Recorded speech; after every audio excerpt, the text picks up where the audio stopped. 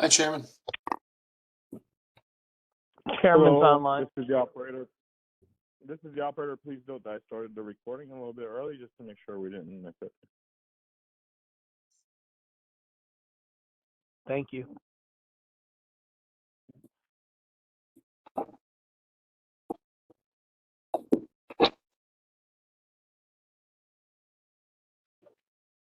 Mr. Moderator, are you able to see if all attendees are online?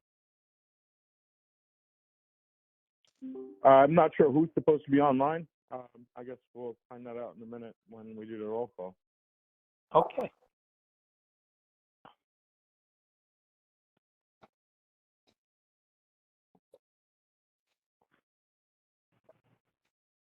We are recording and it is now 6 p.m. Good evening, everyone, and welcome to the Borough of Carteret Zoning Board of Adjustment. Today is January 16th, 2024, and tonight is the reorganization meeting for 2024. At this time, I'd ask you to join me in the pledge of the flag. I pledge allegiance to the flag of the United States of America, to the republic for which it stands, which is one nation, indivisible, and justice with for all. liberty and justice for all. Thank you, everyone. Madam Secretary, Warren, can you please call roll call?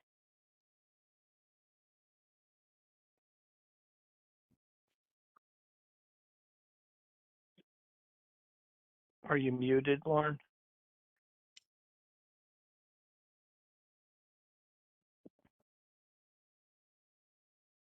Looks like she is.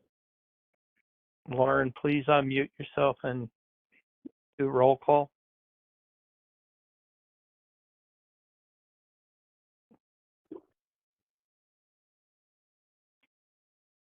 She might be having some technical difficulties. 1 second, please.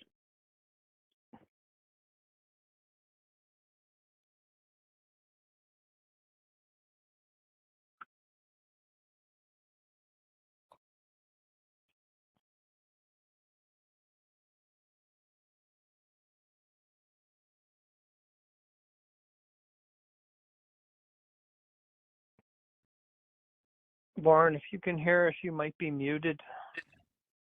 I could hear you. Oh, great. Can you please roll call, please? James, Here. Black, Helly, Danko, Here. O'Connor, Chen, Here. Fatika, here, Lohman, Here. Dupont, Here. Jardine, Here. Curran present. Thank you, Lauren. Since this is the reorganization meeting, at this time I'd like to turn over the meeting to our legal counsel, Mr. Jardine, for the open public meeting notice and the appointment of a chairman. Thank you, Chairman, and good evening, board members. This is a special meeting of the Zoning Board of Adjustment of the Borough of Carteret. The notice requirements of the Open Public Meetings Act have been satisfied by a resolution setting forth the time, date, and location of the scheduled meeting to be held during the current year. Copies of this special meeting notice were provided to 2 official newspapers of the borough, and 2 additional copies were forwarded to the clerk for filing and posting in a public place. A copy of this special meeting notice and any revisions thereto shall be mailed to any person who requests it and who pays the fees established by the governing body to cover the expense of that mailing. We board members have an obligation for reorganization first before we get into the business portion of the meeting. So the first thing we need to do is appoint a chair and a vice chair. Is there a motion or a nomination for chairman?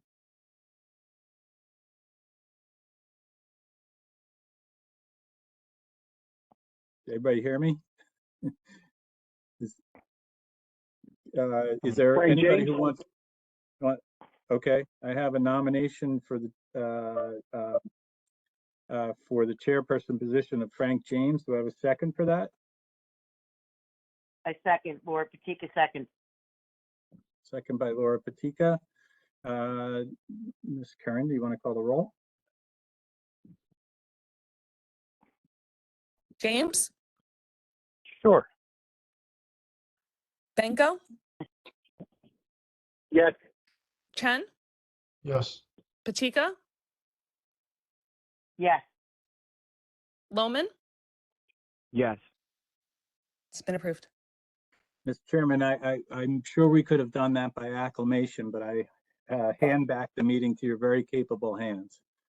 I thank you so much. Thank you, everyone, for your vote of confidence. Look forward to working with all of you in this coming year. And as always, I have an open door policy. If you ever need anything, please reach out to me. So my first order of business this evening would be to bring in an appointment for a vice chair. And at this time, I'd like to nominate Donald Black, my previous vice chair. If I would so move, if someone would second that, please. A second. Second, Mike Benko. Either or. Thank Either you. or. Thank you so much for that second, Warren. If I have no other appointments for chair at this time, I'd ask Lauren to please roll call board. James, Yes. Benko, Yes. Chen, Yes. Patika, Yes. Loman. Yes. Been approved. Thank you so much. Okay, we'll keep on the reorganization. We have three additional appointments that need to be handled. One would be our legal counsel, two, our engineer, and three, our secretary. As chairman, I'd like to appoint our legal counsel, Mr. Jardine, for another term if he's so inclined, and I'll move it if someone would second that. Second. Second, Benko. Thank you. If there are no other appointments at this time, we'll move on to a roll call. James, Yes. Benko, Yes. Chen, Yes. Patika, Patika, Yes. I'm sorry. Loman. Yes. Been approved. Thank you, Thank Chairman you. of the Board. Much appreciated. Oh, yes. Thank you. You do a good job for us, and we look forward to working with you this year. Move on to the appointment of our engineer. Chairman would move to ask Mr.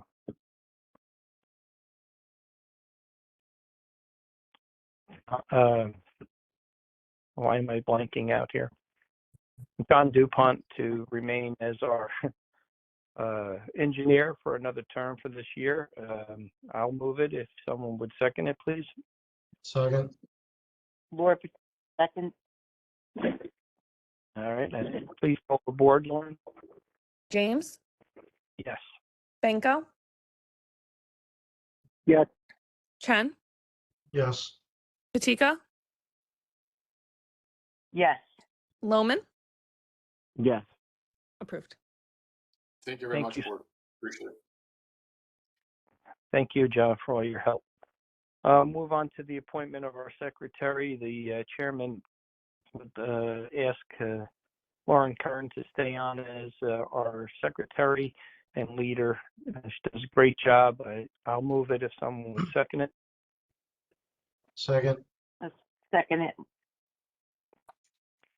Hearing no other appointments at this time, I'd open to the roll call, please, Lauren. James, Yes. Benko,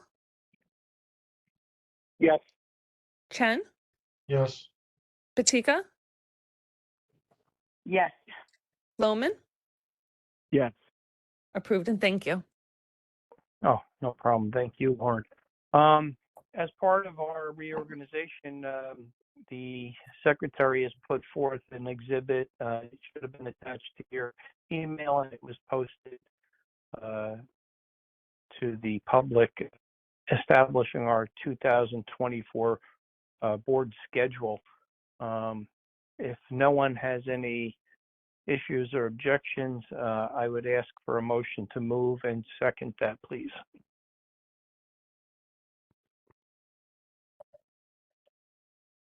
Motion to accept? I have a motion. I have a second. Second. And a second. All those in favor? Aye. Aye. Aye. Aye. Nay? Any nays? Hearing none, board schedule will be moved. Thank you. Lauren, please enter that.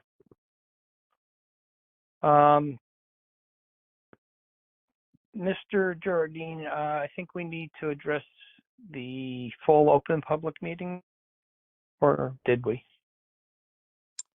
I'm sorry, Chairman, I'm not understanding the question.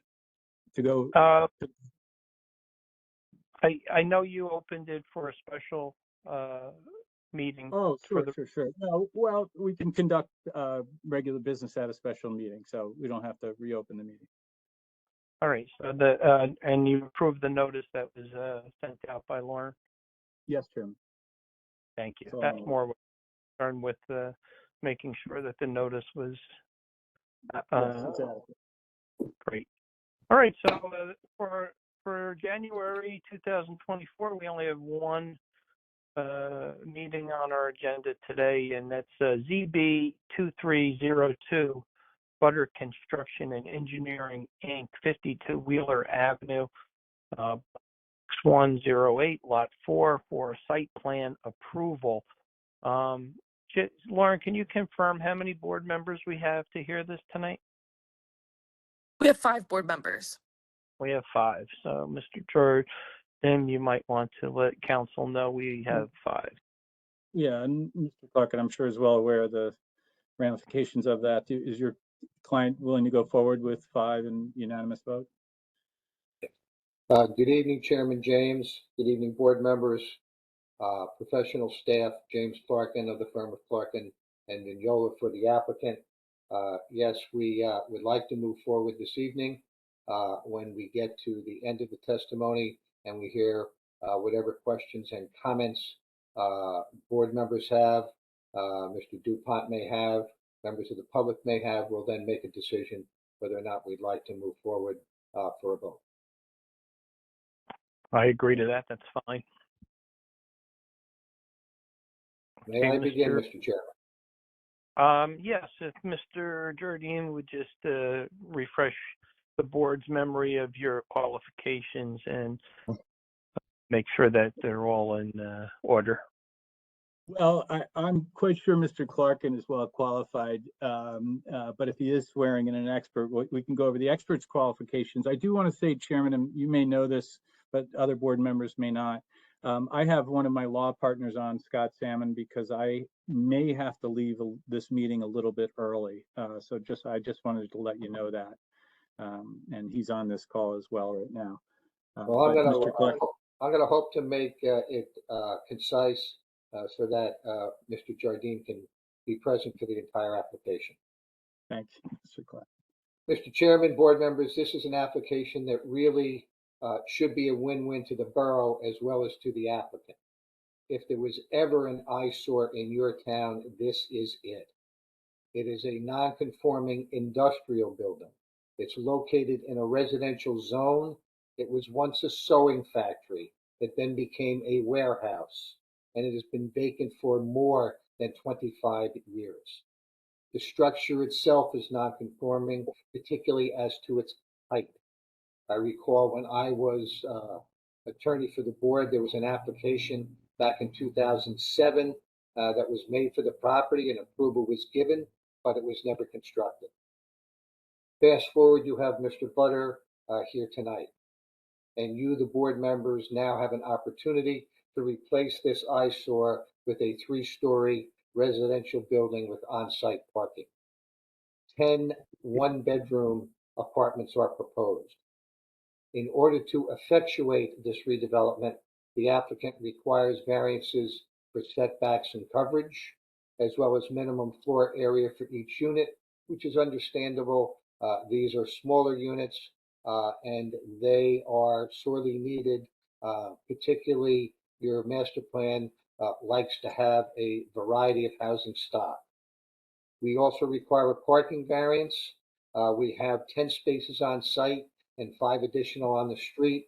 RSIS requires 18, so we are short as a practical matter by 3.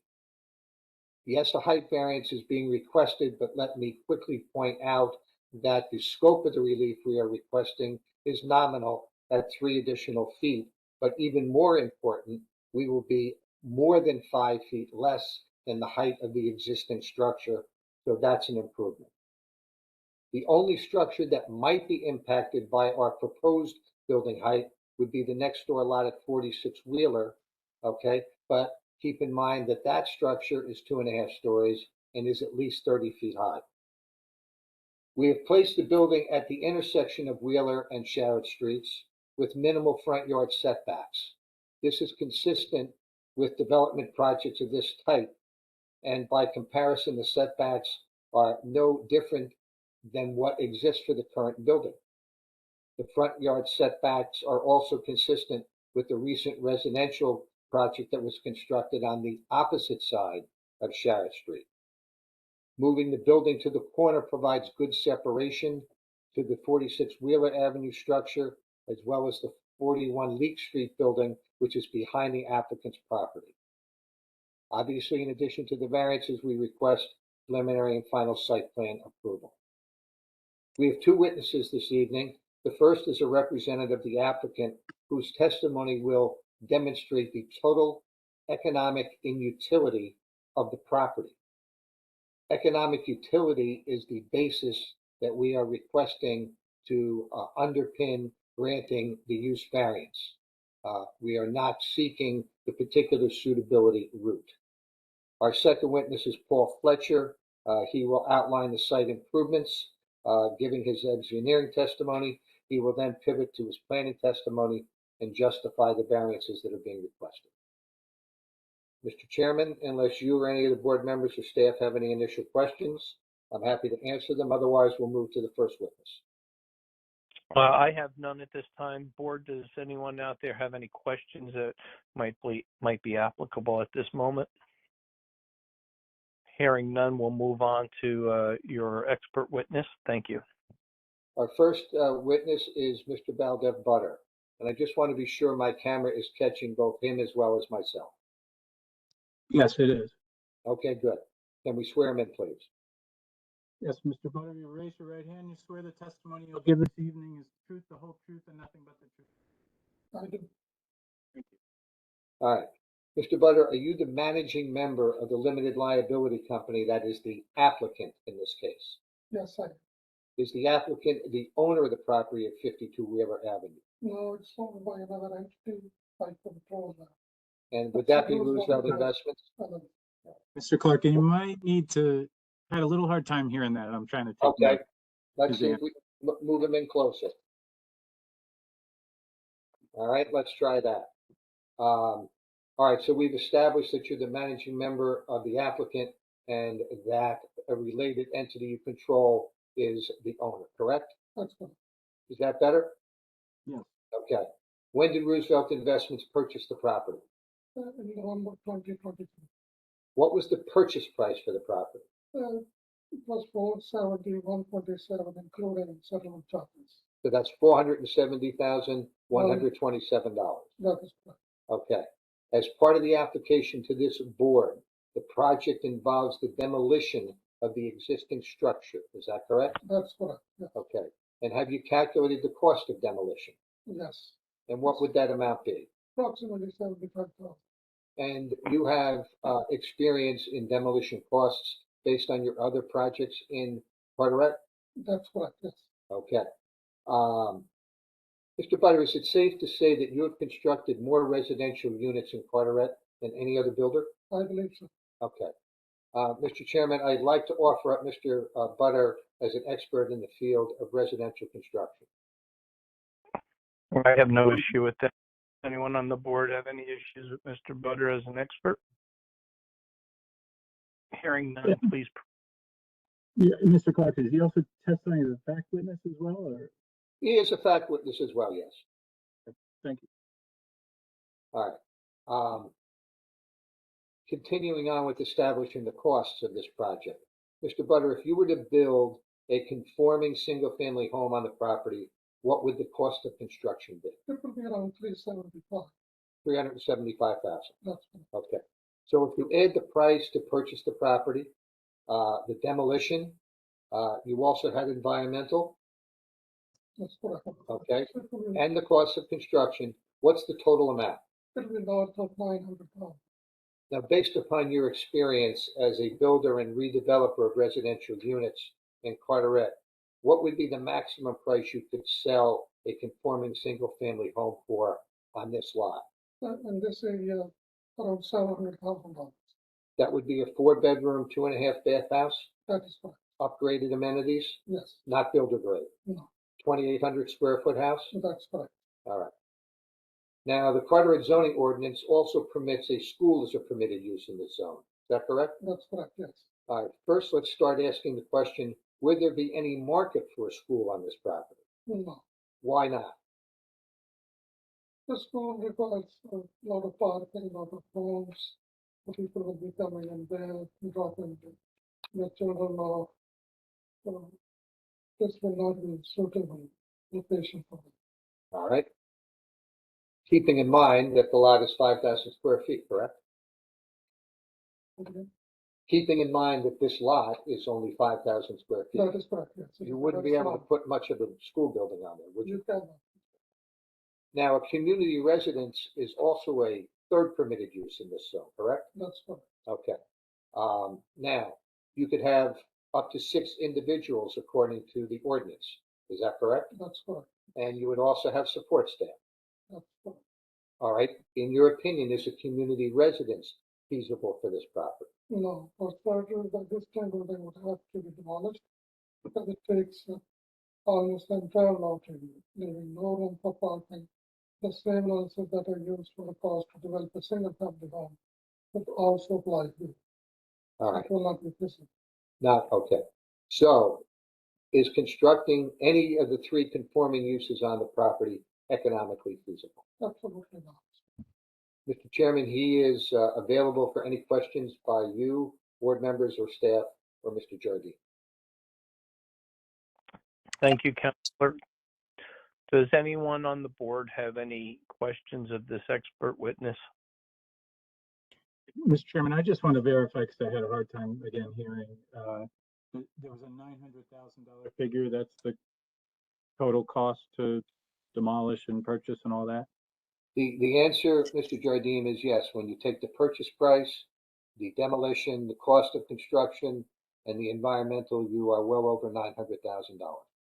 Yeah, okay, yeah. I mean, just the numbers are not, the numbers, in all due respect, are not even close. If you can only get a little more than 700 in this neighborhood. And I leave it to the board members' knowledge of local conditions. That's why you are board members, and that is your area of expertise. And you can judge Mr. Butter's testimony based upon your knowledge of local conditions. Yeah, at this time, I ask the board and any of our professionals if they have any questions of this expert witness.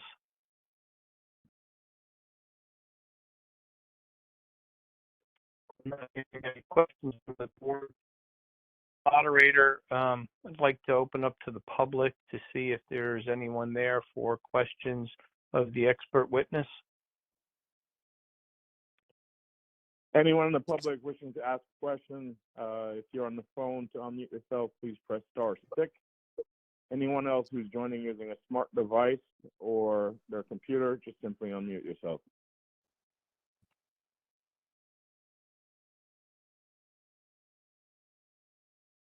Doesn't look like you have any questions. Okay, not hearing any questions from the expert witness, I'll reserve our right to, if we have any. Please May I proceed. call the next witness?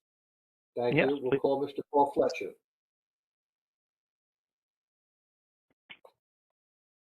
Here. Mr. Fletcher, will you raise your right hand, please? You swear the testimony you'll give this evening is the truth, the whole truth, and nothing but the truth, so help you God. Yes, I do. Paul, if you can keep your voice up, we want to make sure you're heard by all the board members. Thanks. You are a licensed engineer and a licensed planner in the state of New Jersey? Yes, I am. Okay. Once again, if you can get a little bit closer to the mic. And you've been accepted in both categories by this board in the past? Yes. And have your credentials changed negatively in any way since you were last approved? They have not. Okay. Mr. Chairman, I would offer him up once again as an expert in the field of engineering and planning. No objection. Mr. Fletcher, did your office prepare the engineering plans that were filed with this application? Yes, we did. Can everybody hear him? Yeah. Yes. Okay, good. All right. Yeah. Have you visited the site, Paul, and the surrounding neighborhood? Yes, I have. I am familiar with both. Are you also familiar with the borough zoning ordinance and its master plan? Yes, Please tell the board what is on the site today. there's a non-conforming vacant industrial structure.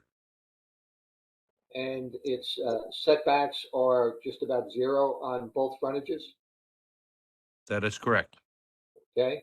And the structure itself takes up most of the lot area? Yes, Okay.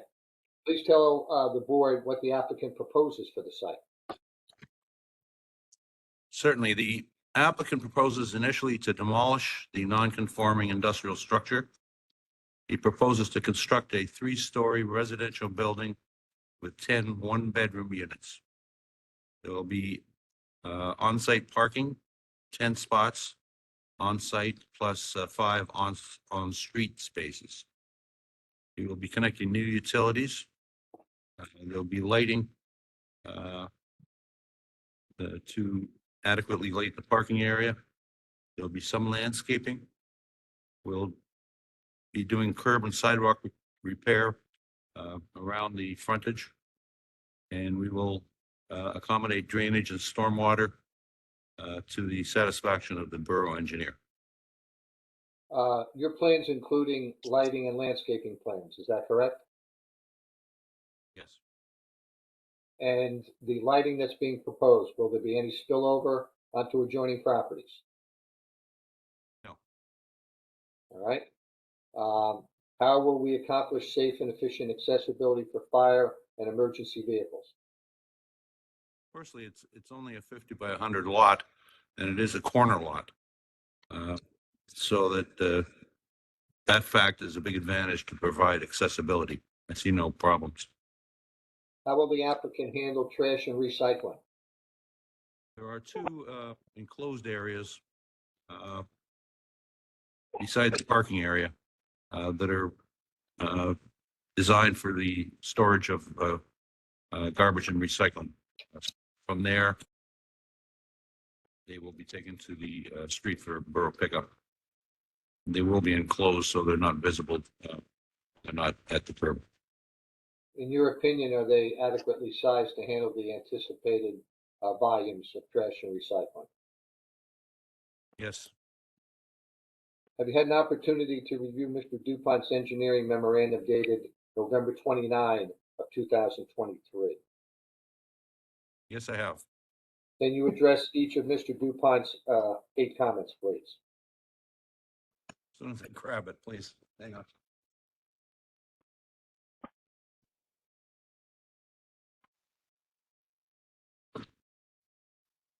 I apologize, it was on another desk. Yes, Mr. DuPont's report of the November 29th addressed to Mr. Frank James, the chairman. Item 1, can we add that note? Yes, we can. All right, can you revise the concrete detail in item 2? Yes, we can. All right, as to item 3, can you go over the handicapped accessibility? Yes.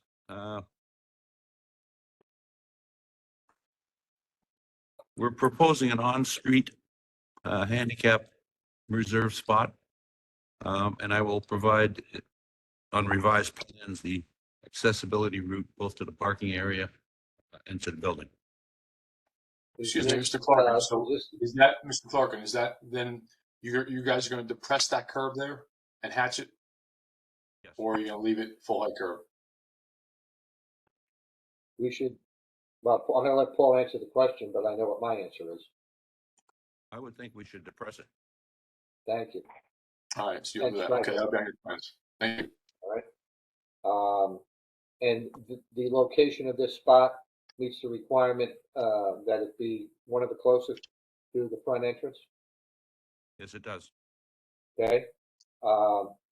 Item 4, can you address the outlet point for the proposed roof leaders? There is a storm system in Wheeler Avenue. I'll work with Mr. DuPont to come up with a acceptable solution. I believe connecting the roof leaders to that storm system would be the best. Yeah, Mr. Fletcher, I agree. We're not going to direct that word to neighboring properties, and I don't want the word just coming into the street either. So we're going to make sure we get that underground. Got it. All right, item 5, we've already discussed the proposed ADA parking space. Can you address item 6 about grading, Paul?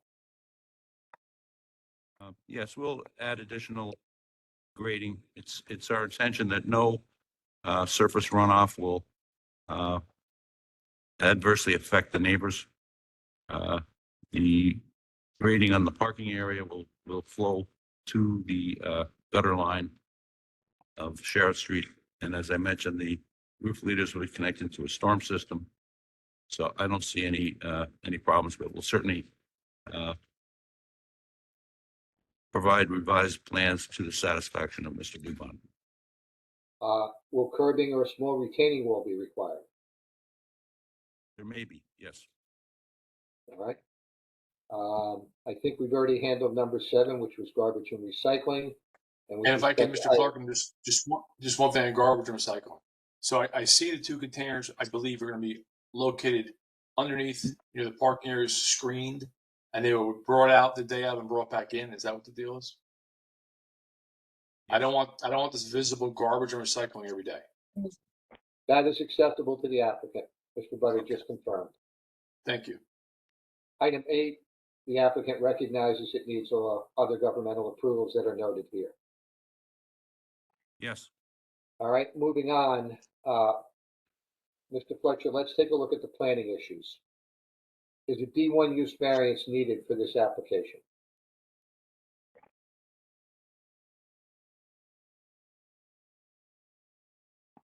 Did he respond? Yes. Yes. Single-family homes are permitted on this size of lot, but not multifamily as we propose.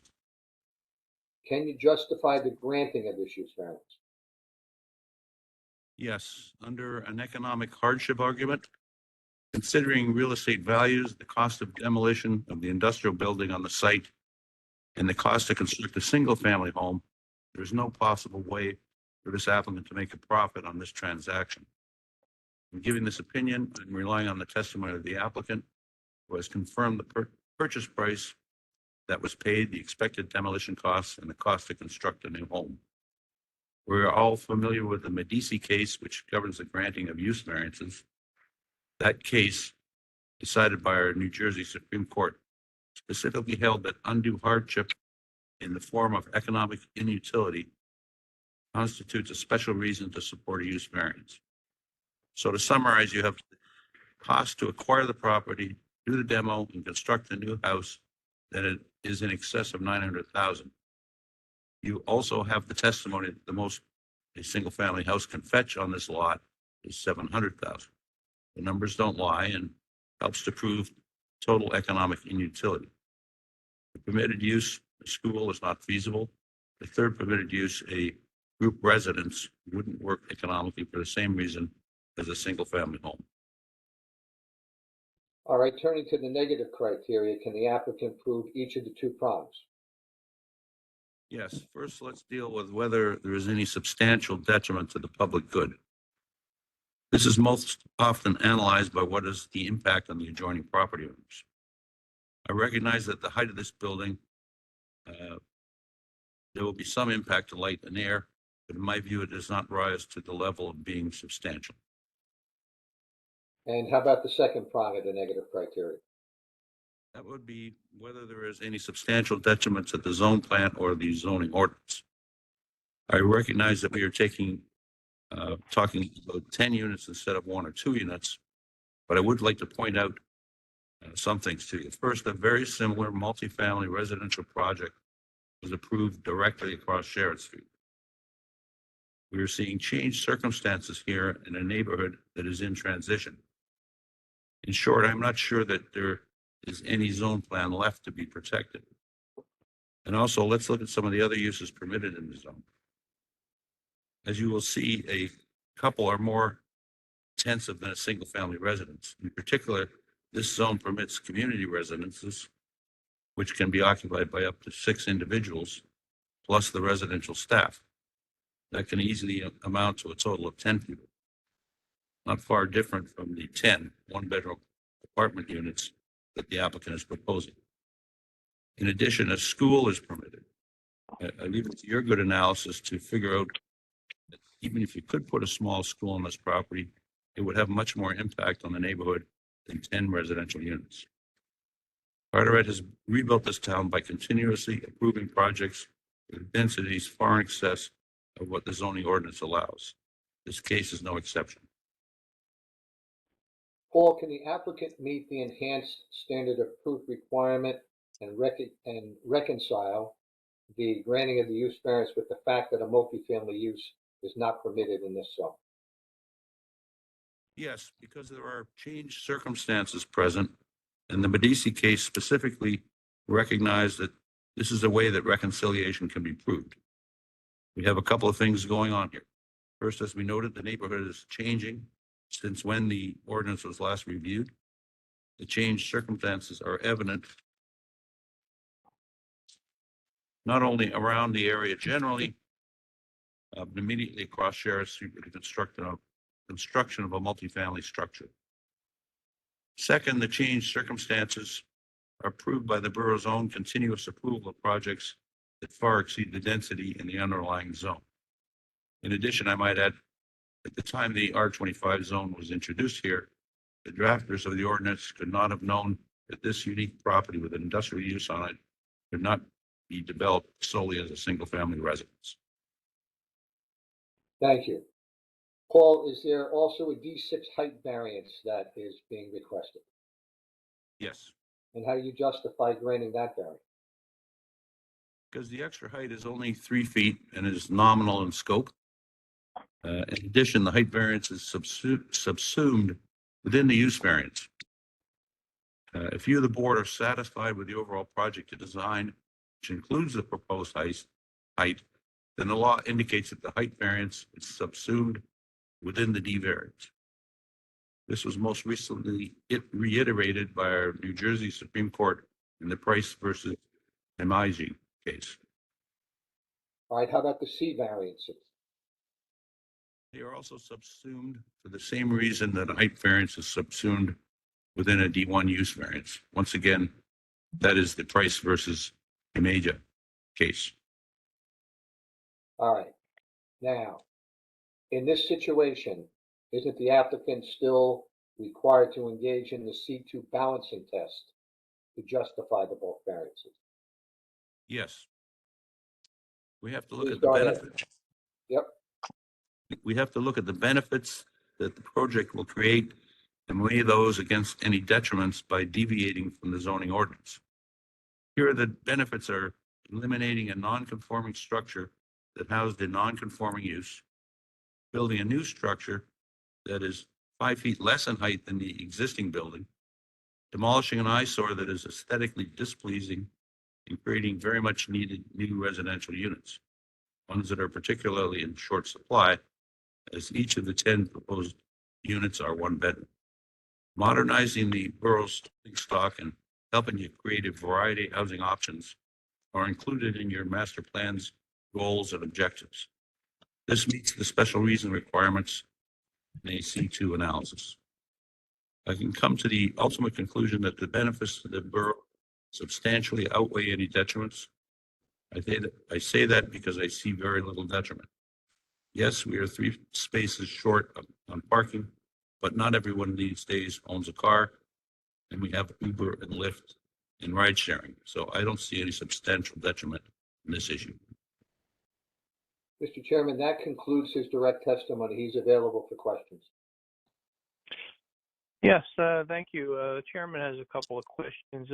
Mr. Fletcher, in your professional opinion, the size of these units would most likely benefit our elderly and our young people in our town. Also, maybe challenged people and people on fixed incomes. In your professional opinion, would you say many of these people wouldn't own a vehicle or even have the wherewithal to have one? I would agree with those statements. This will provide opportunities for many people that can't afford a larger accommodation. Right, and that I wouldn't want you to speak for Mr. Butter, but the size of these units would ultimately determine the cost of these units, and again, benefiting our elderly, our young people, and physically challenged, possibly even military use, and people on fixed income, people that would possibly be using Social Security as a means of rent. Would you agree? I would agree. And I think the Yeah. rent structure will certainly, by market forces, reflect the smaller size of the units.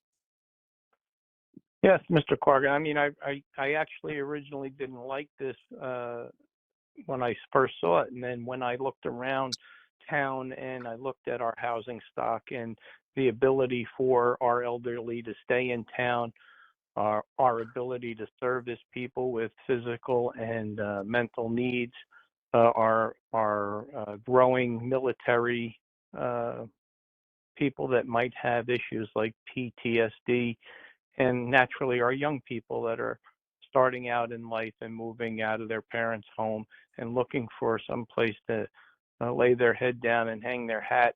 We don't have much of that. We have some beautiful new buildings being built with 2 and 3 bedrooms and big 1-bedroom lofts, and they're quite expensive. So after reviewing it, I found it actually refreshing to see that this might benefit 10 people in our town. I'm certainly glad you gave it extended thought, Mr. Chairman.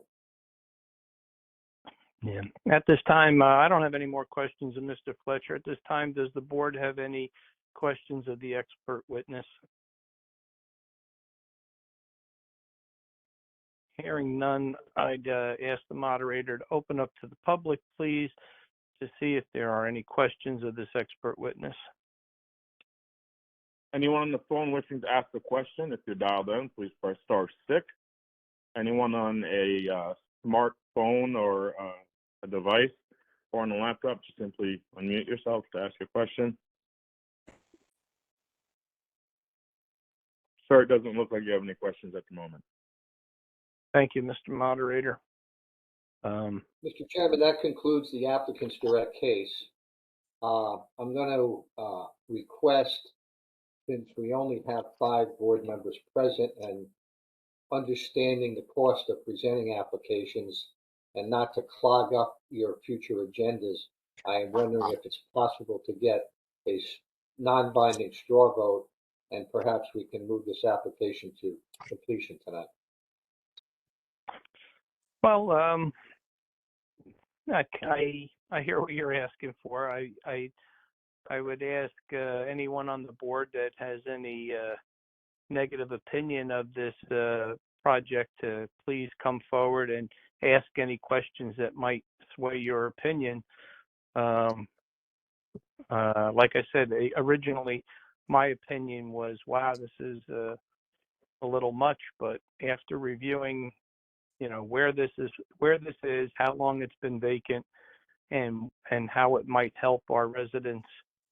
And we all pretty much know Mr. Butter's track record, and I know what he's built and sold, and I know what he's built and rented, and he keeps his properties in good condition. So does anyone on the board have a negative feeling about this, that they might have a question that might be able to be answered now?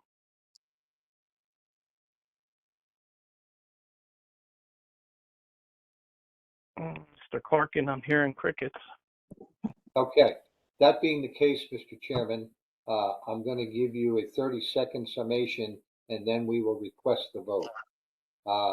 The 30 seconds is all that is needed because, as I said at the top, it's a win-win application. It has so many benefits for the borough that we have put forward with our proofs, and those are our practical proofs. But in addition, we have given you all the legal proofs that are necessary in order to justify granting the use variance.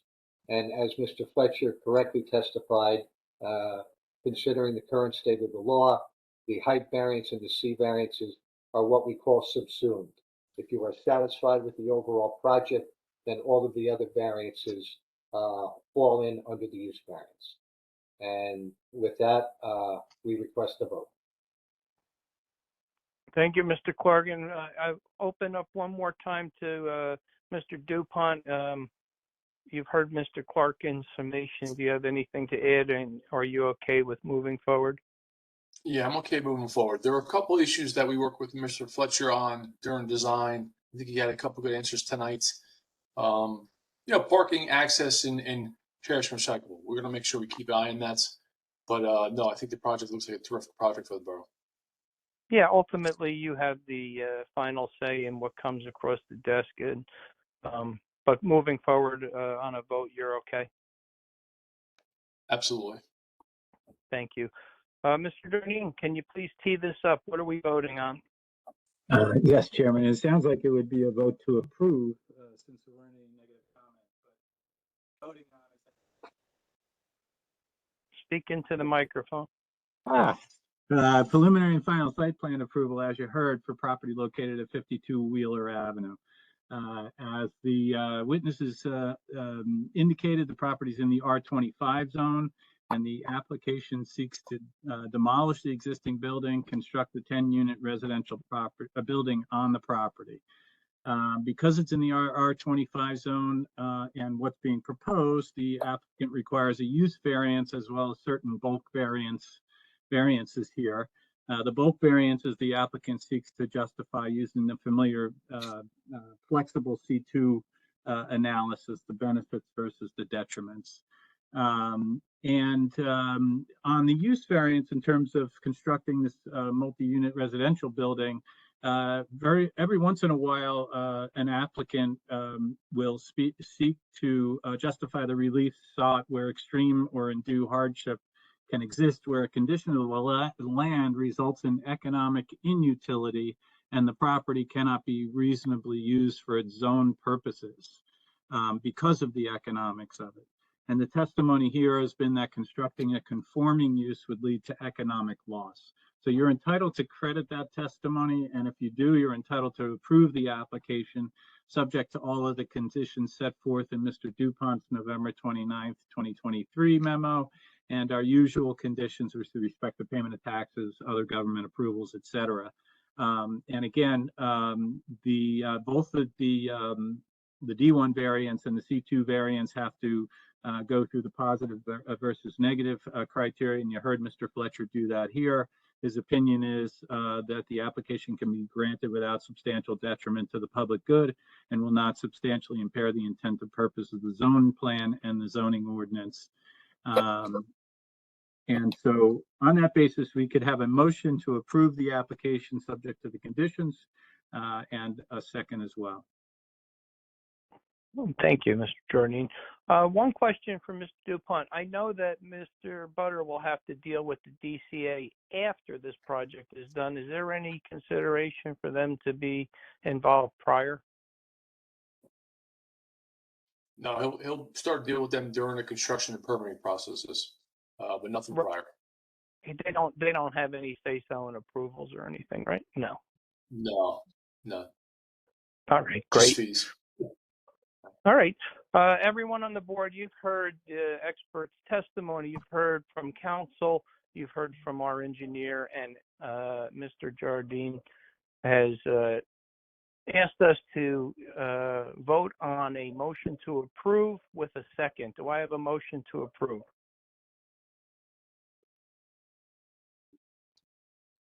Motion, Brian Chen.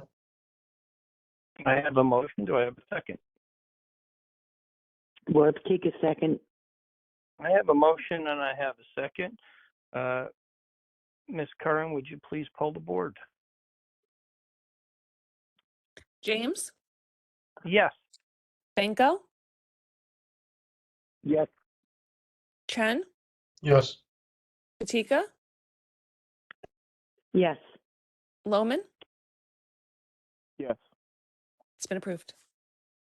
Thank you very much for your kind attention, and we'll see you next time. Thank you, Mr. Thank you, Clerk. everyone. Be safe there with the icy roads tonight, and we'll conduct the rest of our business. Thank you, Counselor. Have a good night. Bye. Thank Good you. night, everybody.